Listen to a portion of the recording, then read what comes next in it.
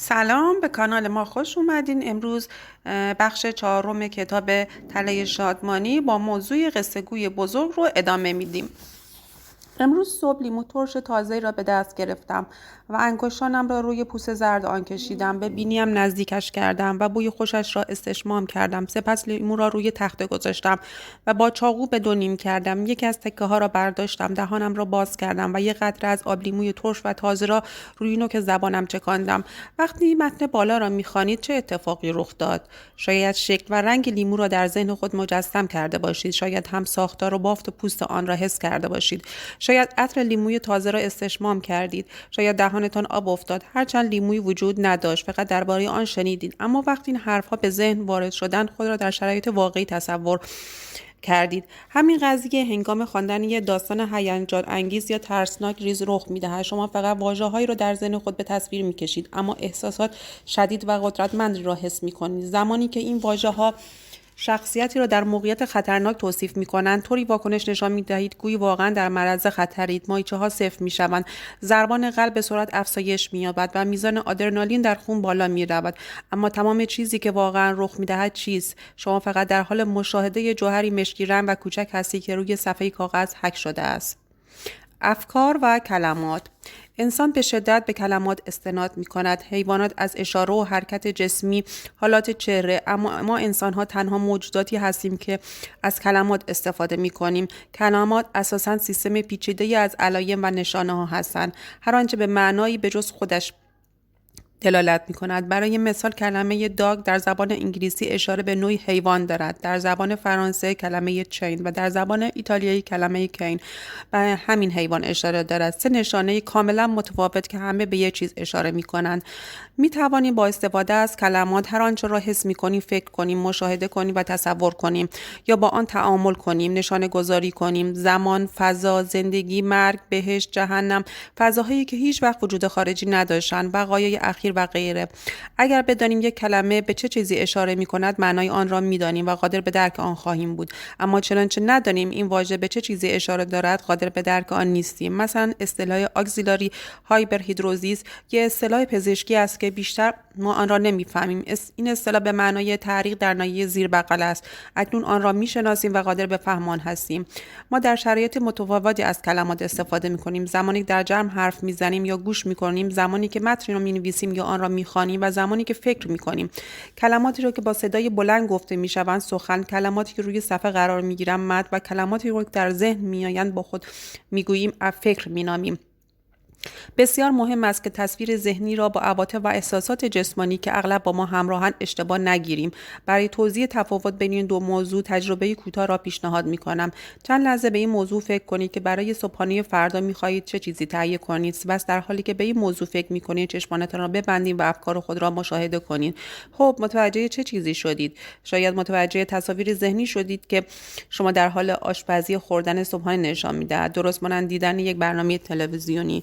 ما این تصاویر ذهنی را تصور می‌نامیم، هرچند که تصور از فکر جداست، اما اغلب با هم به وجود می‌آیند. همچنین ممکن است متوجه احساس یا هیجاناتی در بدن خود شدید، گویی واقعا در حال آماده کردن صبحانه یا خوردن آن بوده‌اید. اینها نیز فکر نیستند، بلکه حس جسمانی شما هستند. شاید متوجه کلماتی باشید که از ذهنتان عبور می‌کنند، چیزی مثل صدای گویای این کلمات توضیح می‌دهند که قصد دارید برای صبحانه چه چیزی بخورید. نان توست با کره بادام زمینی. این کلماتی که در ذهن شما طنین انداز می‌شوند را افکار می‌نامیم. به طور خلاصه افکار کلماتی در ذهن ما حضور دارند، تصاویری که در ذهن ما حضور دارند و حس جسمانی احساسی که در بدن خود حس می‌کنیم. باید این تمایز را به خوبی به خاطر داشته باشید، زیرا با این تجربیات درونی به طریق گوناگونی تعامل دارید. انسان‌ها به شدت بر افکارشان تکیه می‌کنند. افکار درباره زندگی و شیوه زیستن با ما سخن می‌گویند چه هستیم و چگونه باید باشیم، چه کاری انجام دهیم و چه کاری نباید انجام دهیم. با این حال افکار چیزی بیش از کلمات نیستند. به همین دلیل در رویکرد مبتنی بر پذیرش و تعهد افکار را نوعی داستان در نظر می‌گیریم. بعضی از اوقات این داستان واقعی به نام حقایق، برخی اوقات غیر واقعی‌اند، اما اغلب اوقات افکار ما نه درستند نه غلط. اغلب داستان داستان‌هایی هستند درباره چگونگی نگاه ما به زندگی یا داستان‌هایی درباره اینکه می‌خوایم چه کاری در زندگیمان انجام دهیم. در رویکرد درمان مبتنی بر پذیرش ما به درست یا غلط بودن افکار توجه نمی‌کنیم، بلکه تاکید ما به سودمندی آنهاست. یعنی آیا با توجه به این فکر می‌تواند ما را به سمت زندگی دلخواهمان هدایت کند؟ داستان حادثه نیست. تصور کنید یک مأمور پلیس پس از تیراندازی مهیج یک سارق مسلح بانک را دستگیر می‌کند. روز بعد گزارش این حادثه را در روزنامه‌ها می‌خوانید. ممکن است روزنامه‌ای گزارش صحیح و دقیق از وقوع حادثه بنویسد و حقایق درباره نام مأمور پلیس، محل بانک و شاید تعداد شلیک گلوله‌ها توضیح دهد. ممکن است روزنامه دیگر وقایع را اغراق‌آمیز جلوه دهد و آن را به داستان دراماتیک تبدیل کند. اما این داستان درست باشد یا غلط، باید به خاطر داشته باشیم که این فقط یه داستان است. همه ما می‌دانیم که داستان روزنامه‌ها بیان حقایق نیستند و فقط گوشه‌ای از آن رخداد را بر اساس دیدگاه و نگرش سردبیر منعکس می‌کنند. همچنان می‌دانیم هر کجای داستان که بخواهیم می‌توانیم خواندن را متوقف کنیم. اگر خواندن این داستان چیز عاید ما نمی‌کند، می‌توانیم روزنامه را کنار بگذاریم. به کارهای دیگر بپردازیم. وقتی صحبت از بستر روزنامه و کنار گذاشتن آن است، کار ساده‌ای به نظر می‌رسد، اما کنار گذاشتن داستان‌هایی که در ذهنمان بدان می‌پردازیم مشکل است، زیرا طوری نسبت به افکارمان واکنش می‌دهیم که گویی حقیقت مطلقاً و باید تمام توجه ما به این داستان‌ها باشد. اصطلاح روانشناسی این رفتار ترکیب یا درآمیختگی است. ترکیب چیست؟ ترکیب معنای ادغام و آمیختن است. دو ورقه فلز را در نظر بگیرید که به یکدیگر جوش خوردن. نمی‌توانید این دو ورق متصل را از هم جدا کنید. در این رویکرد منظور از ترکیب اتصال افکار به داستان‌هایی است که در ذهن وجود دارند. بر این اساس واکنش ما نسبت به لیموی زرد رنگ به گونه‌ای بود که گویی واقعا لیمو حضور داشت. واکنش ما نسبت به داستان جنایی به گونه‌ای بود که انگار واقعا شخصی قرار است به قتل برسد. همچنین اگر جمله من فردی به استفاده و به درد نخور هستم به ذهن ما خطور کند، طوری رفتار می‌کنیم که انگار این جمله واقعیت دارد.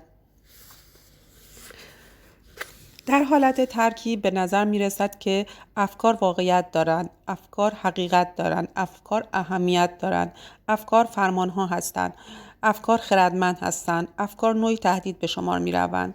میشل را به خاطر دارید که غرق چنین افکاری شده بود. من بیچاره‌ام، من یه مادر بد هستم، هیچ کس مرا دوست ندارد.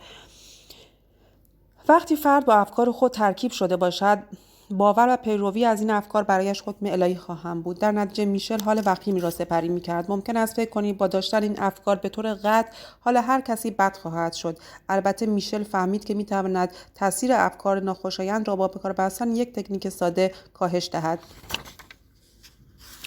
این دستورالعمل را مطالعه و یک بار اجرا کنید. فکر می کنم که برای شروع این تمرین یک فکر ناراحت کننده که با جمله‌ای که مانند من هست را در ذهن خود بیاورید. برای مثال من به اندازه کافی خوب نیستم. بهتر از فکری را انتخاب کنید که اغلب به سراغ شما میاد. معمولاً آزاردهنده و ناراحت کننده است. حالا روی این فکر تمرکز کنید و 10 ثانیه تا جایی که میتوانید در باور به آن غرق شوید.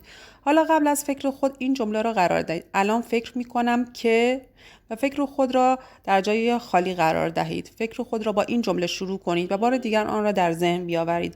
الان فکر می کنم آدم نقطه چین هستم و دقت کنید در هنگام تمرکز روی این جملات چه اتفاقی می افتند. تمرین هایی که در بالا گفتم انجام داده اید. به یاد داشته باشید که دوچرخه سواری یا هر عمل دیگری که به یادگیری نیاز داشته باشند فقط با مطالعه کتاب رخ نمیدهند، بلکه باید برای یادگیری در تمرین با آن ممارست داشت. رسیدن به مقصد مورد نظر در این کتاب جز با تمرین به دست نخواهد آمد. خب چه اتفاقی رخ داد؟ احتمالاً قرار دادن این جملات به ابتدای افکار موجب شد بتوانید با کمی فاصله به فکر خود نگاه کنید. اگر چنین اتفاقی رخ نداده است، این تمرین را از ابتدا انجام دهید.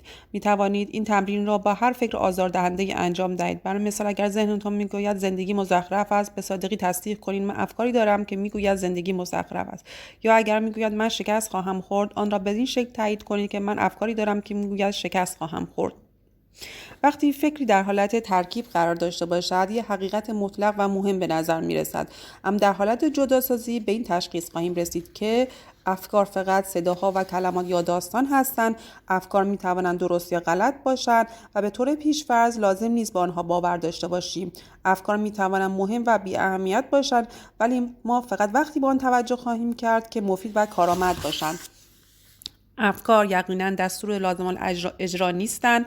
افکار ممکن است عقلانی یا غیر عقلانی باشند. افکار تهدید به شمار نمی‌روند. حتی دردناکترین و مزاحم‌ترین افکار نیز تهدیدی بر ضد ما نیستند. در درمان مبتنی بر پذیرش و تعهد تکنیک‌های گسترده‌ای برای انجام جداسازی وجود دارد. ممکن است در نگاه اول بعضی از این تمرین‌ها بی اهمیت و ساده و غیر ضروری جلوه کنند، اما وجود این تمرین‌ها را مانند چرخ کمک کوچکی در نظر بگیرید که در ابتدا آموزش و دوچرخه سواری را به دوچرخه وصل می‌کند تا کمک کنیم بهتر تعادل را حفظ کنید و سریعتر دوچرخه سواری را یاد بگیرید. زمانی که بتوانید به راحتی دوچرخه سواری کنید دیگر با آن نیازی نخواهید داشت. پس تکنیک را امتحان کنید و بهترین و مناسبترین رو برای خود بیابید. به یاد داشته باشید که هدف از تکنیک‌های جداسازی خلاص شدن از شر افکار نیست، بلکه شناخت ماهیت آن است، افکاری که به خودی خود حضور دارند.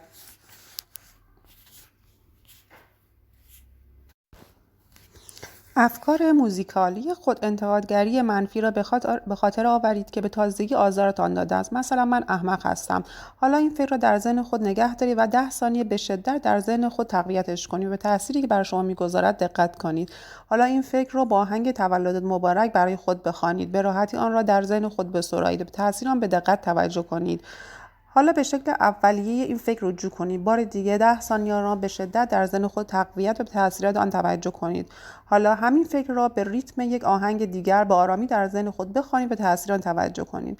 پس از اجرای این تمرین متوجه می‌شوید که دیگر این فکر را مثل قبل جدی نمی‌گیرید. دیگر چالش جدی برای شما به شمار نمی‌آید. دیگر سعی نمی‌کنید از دست آن خلاص شوید یا تلاش نمی‌کنید آن را با تفکر مثبتی جایگزین کند.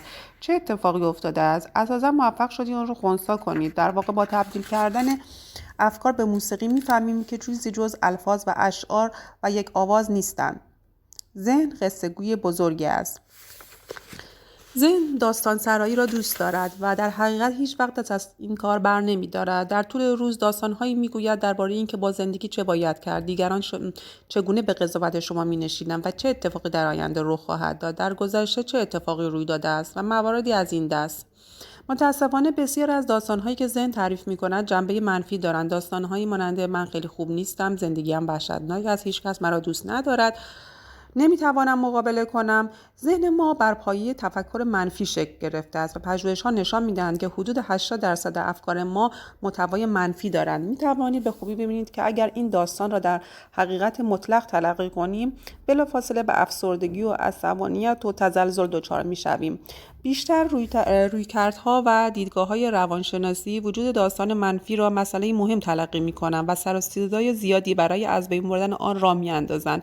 این دیدگاه به شما توصیه می‌دهد داستان‌های ذهنی خود را بنویسید و با گفتن مکرر داستانی بهتر به خود از شر داستان منفی خلاص شوید، یا توصیه می‌کند حواس خود را از این داستان‌ها پرت کنید یا درباره آن گفتگو کنید.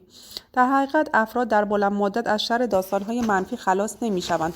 روش رویایی با این مسئله در داستان‌های مبتنی بر پذیرش و تعهد متفاوت است. در این رویکرد داستان‌های منفی مشکل جدی تلقی نمی‌شوند. آنها زمانی مشکل ساز می‌شوند که با آنها آمیزیم و درباره درست و غلط بودنشون بحث کنیم. زمانی که اخباری درباره افراد مشهور در روزنامه می‌خوانیم می‌دانیم که بسیاری از این خبرها اشتباه و دروغ هستند، برخی اغراق‌آمیز، برخی کاملا ساختگی‌اند. برخی افراد مشهور به راحتی این مسئله را می‌پذیرند و با آن کنار می‌آیند و بخشی از ویژگی شهرت می‌دانند. آنها وقتی متوجه داستان‌های مضحک می‌شوند که روزنامه درباره‌شان نقل می‌کند، با بی‌اعتنایی از کنار آن عبور می‌کنند. اما افراد مشهور دیگر نیز وجود دارند که با وجود این افکار بسیار عصبانی و آزرده می‌شوند. جداسازی این امکان را برای ما فراهم می‌کند شبیه گروه اول افراد مشهور رفتار کنیم. داستان‌هایی درباره ما وجود دارند اما آنها را جدی نمی‌گیریم، توجه زیادی به آنها نمی‌کنیم، وقت و انرژی خود را برای جنگ با آنها تلف نمی‌کنیم.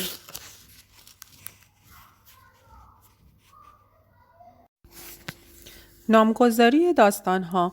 داستان محبوب ذهن خود را شناسایی و سپس نامهایی را برایشان انتخاب کنید، مثل داستان شکست خورده یا داستان زندگی من مزخرف است یا داستان من نمیتوانم. اغلب تغییرات بسیاری در عنوان داستان صورت میگیرد. مثلا داستان هیچکس مرا دوست ندارد شاید شامل معانی دیگری باشد، مانند من آدم کسل کننده‌ای هستم یا من آدم خوبی نیستم، یا داستان من فردی نالایقم به عنوان من فردی احمق می باشم.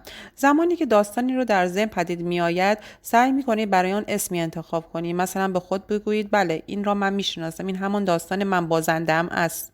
زمانی که داستان را برای خود نامگذاری کردید آن را با حال خود بگذارید. نباید با داستان به چالش برخیزید یا سعی کنید آن را دور بیاندازید یا زیاد به آن توجه کنید. بگذارید هر وقت دوست دارد بیاید و برود. در این میان انرژی خود را به سوی آن انجام چیزی که برایتان ارزشمند است سوق دهیم. در صفحات قبل با میشل که 2 داستان مهم را در ذهن خود شناسایی کرده بود آشنا شدید. داستان من بی ارزشم و داستان من دوست داشتنی نیستم. آگاهی از این افکار و نامگذاری آنها باعث می شد که میشل کمتر به درگیری با آنها بپردازد. تکنیک مورد علاقه میشل افکار موزیکال بود. زمانی که مثلا با داستان من بیچاره و مفلوکم روبرو می شد آن را در قالب موسیقی در ذهن خود می خواند و ناگهان متوجه می شد این فکر به تدریج قدرت خود را از دست داده است. او با آهنگ‌های مختلفی این جمله را با آواز می‌خواند و پس از 1 هفته تمرین مکرر در طول روز دیگر این افکار را جدی نمی‌گرفت.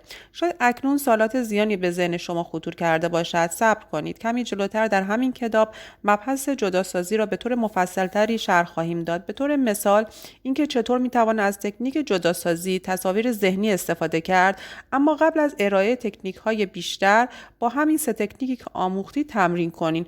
فکر می‌کنم که افکار موزیکال و نامگذاری داستان‌ها.